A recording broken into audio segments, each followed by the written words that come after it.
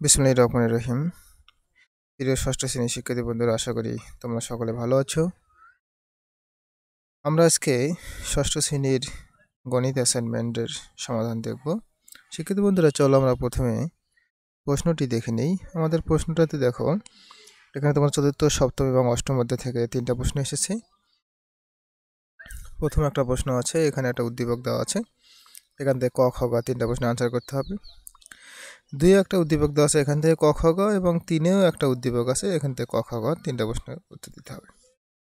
শিক্ষার্থী বন্ধুরা, চলো আমরা এখন আমাদের সমাধানগুলো দেখে নিই। তাহলে আমাদের প্রথম প্রশ্নটা ছিল এরকম, 5x² - 2xy + 3y²। এরপর কমাতে লেখা আছে x² - 3xy, তারপর কমাতে লেখা আছে -y² + 5xy। 3টি বীজগণিতীয় রাশি দেওয়া আছে। ক নম্বর প্রশ্ন বলেছে প্রথম রাশিটির পদ সংখ্যা কয়টি, কি কি? তাহলে প্রথম রাশিটির পদ সংখ্যা কয়টা আমরা একটু দেখি। প্রথম রাশিটা কি? 5x² - 2xy + 3y²। দেখতে পাচ্ছ তোমরা। তাহলে প্রথম রাশি 5x² - 2xy + 3y²। এখানে পদ আছে মোট 3টা। আমরা জানি যে প্লাস বা মাইনাস চিহ্ন দ্বারা প্রত্যেকটা রাশির পদগুলো আলাদা আলাদা হয়ে যায়। তাহলে 5x² প্রথমটা, -2xy দ্বিতীয়টা, তৃতীয়টা হচ্ছে কি 3y²। ওকে, এই 3টা পদ আছে। এবার চলো খ নম্বর প্রশ্নটা একটু দেখে নিই। খ নম্বর হচ্ছে রাশি 3টির যোগফল নির্ণয় করতে বলছে। এখানে 3টে রাশি তার যোগ করতে বলেছে। অত্যন্ত সহজ প্রশ্ন শিক্ষার্থী বন্ধুরা। দেখো, আমরা 3টে রাশি প্রথমে লিখে নিলাম, তারপর 3টে রাশি সাজিয়ে লিখলাম, মানে যার নিচে যেটা, অর্থাৎ পরে আছে x²। দেখো, প্রথম রাশিটা লিখলাম যা আছে তাই। দ্বিতীয়টাতে x² - 3xy, এক্সট্রা x² নিচে লিখলাম, 3xy নিচে লিখলাম, এখানে কিছু নাই, ফাঁকা। তৃতীয় রাশি আছে -y² + 5xy। তাহলে আমি দেখো প্রথমে আমাদের এখানে দেখো ওই xy নিচে xy লিখবো, তার মানে 5xy আগে লিখলাম, আর y² এই y² নিচে লিখলাম, -y² লিখলাম। তাহলে দেখো তুমি এখানে দেখতে পাচ্ছ 5x² থেকে একটা x² এখানে কি যোগ আছে, তার মানে 6টা x²। আর এখানে 2টা 3টা 5টা xy মাইনাস আছে, আর 5টা xy প্লাস আছে, তার মানে কাটাকাটি যায়, xy থাকলো না। আর 3টে y² প্লাস আর একটা y² মাইনাস, তার মানে কি 2টা y² থেকে গেল। ওকে, এই হলো আমাদের আনসার। 3 নম্বর প্রশ্ন ছিল x = 3 y = 2 হলে প্রথম রাশি থেকে তৃতীয় রাশির বিয়োগ ফলে মান বের করো। প্রথম থেকে তৃতীয় রাশি বিয়োগ করতে হবে। তাহলে প্রথম রাশি বিয়োগ তৃতীয় রাশি বিয়োগ করো। তাহলে যে প্রথম রাশিটা লিখলাম বিয়োগ চিহ্ন দিয়ে লিখলাম তৃতীয় রাশিটা। তাহলে এখানে তুমি একটু মাইনাস চিহ্নটা তুলে দাও, মাইনাস চিহ্ন তুলে দিলে আমার মাইনাস মাইনাস +y² আর প্লাস মাইনাস -5xy হলো। এখন এখানে একটু দেখো x², এখানে 5টা, হ্যাঁ 5টা x², আর এখানে x² অবশ্য নাই। তাহলে দেখো xy আছে 2টা, এখানে আছে 5টা, মানে 7টা xy হলো। তারপরে 3y² আর একটা y² 4y² হলো। আচ্ছা, এখন তুমি কি করবে? মান বসিয়ে দিবে। x এর মান কি দেওয়া আছে 3, y এর মান করে দেওয়া আছে 2। মান বসিয়ে দাও, দিয়ে ক্যালকুলেশন করো, দেখো আমার অ্যান্সার আসবে 19। ওকে, মানে 19। আচ্ছা শিক্ষিত বন্ধুরা, এবার চলো 2 নম্বর প্রশ্ন আমরা দেখি। ABC মানে 60 ডিগ্রি, এই কোণটা দেওয়া আছে, ABC কে চাঁদার সাহায্যে অঙ্কন করতে হবে। তাহলে আমরা এই যে তোমরা বাসায় চাঁদা নিবে, চাঁদা নিয়ে চাঁদা দিয়ে তোমরা একটা 60 ডিগ্রি কোণ অঙ্কন করে দিবে। ঠিক আছে, লিখে দেবে চিত্রে ABC 60 কোণ। এবার দেখো খ নম্বর প্রশ্ন আছে, এবিসিকে সমদ্বিখণ্ডক করতে হবে। রুলার ও কম্পাসের সাহায্যে এবিসিকে মানে অর্ধেক করতে হবে, তাই না? কোনটাকে সমদ্বিখণ্ডক করতে হবে, এটা তোমরা আশা করি জানো।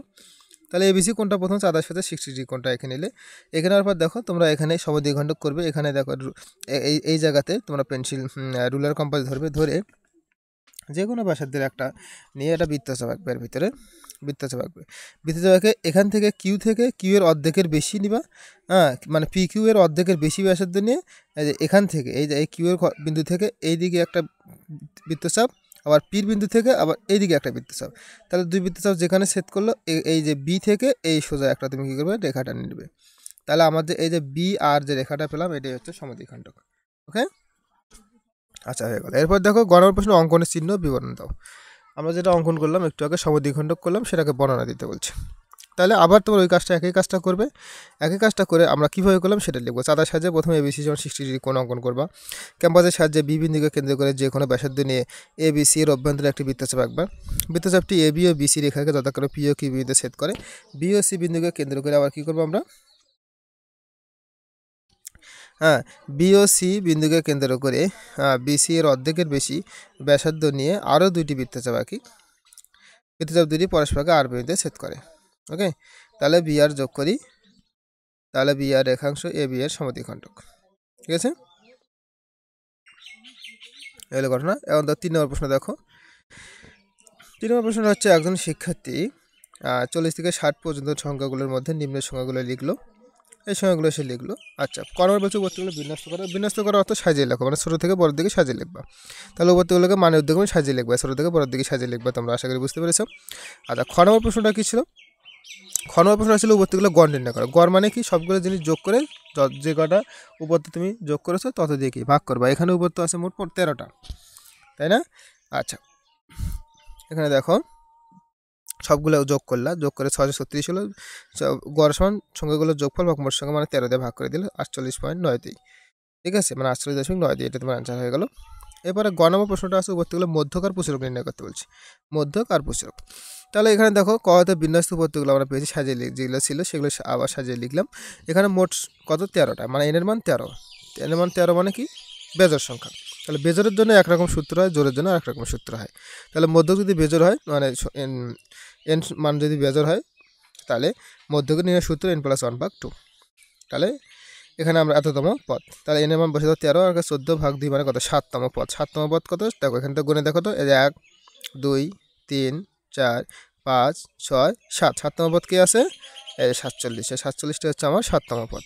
তার মানে মধ্যক কত? 47। আচ্ছা, এখন আর কি বের করতে হবে? প্রচুরক বের করতে বলছি। সেক্ষেত্রে মধ্যে আমরাও জানি প্রচুরক থেকে সম্পর্কে আমরা জানি, মানে তত্ত্ব সাহিত্যে যে মানটি সবচেয়ে বেশি বার থাকে সেটা হচ্ছে প্রচুরক। তাহলে এখানে আমরা তথ্য সাহিত্যে দেখতে পাচ্ছি যে আমাদের 45 সবচেয়ে বেশি বার আছে। আমি একটু তোমাদেরকে দেখাই, খেয়াল করে দেখো প্রশ্নটা, একটু খেয়াল করে দেখো। 45 একবার, এই যে 45 দুইবার, 45 তিনবার, 45 আছে তিনবার, আর কোনোটাই কিন্তু তিনবার করে নাই। তাহলে যেটা সবচেয়ে বেশি বার থাকে সেটা কি? প্রচুরক বলা হয়। তাহলে 45 আছে তিনবার, তার মানে প্রচুরক হলো আমার কত? 45। সেক্ষেত্রে বন্ধুরা এই ছিল তোমাদের প্রশ্ন। আশা করি তোমরা দেখুন আমার সঙ্গে ছিলে। যারা আমার চ্যানেলটি সাবস্ক্রাইব করেছে তাদেরকে তো অসংখ্য ধন্যবাদ, যারা করোনি তারা আশা করি করে নেবে। এবং তোমাদের অ্যাসাইনমেন্ট শেষ হয়েছে, কিন্তু তোমাদের কিন্তু এরপরও কিন্তু তোমরা 7, 8, 9 তোমাদের বিভিন্ন যে ক্লাসগুলো আছে আমি কিন্তু নিয়মিত নেব তোমাদের ক্লাসগুলো। আশা করি তোমরা চ্যানেলটি সাবস্ক্রাইব করে ভবিষ্যতেও আমার সাথে থাকবে। তো সবাইকে ধন্যবাদ, খোদা হাফেজ।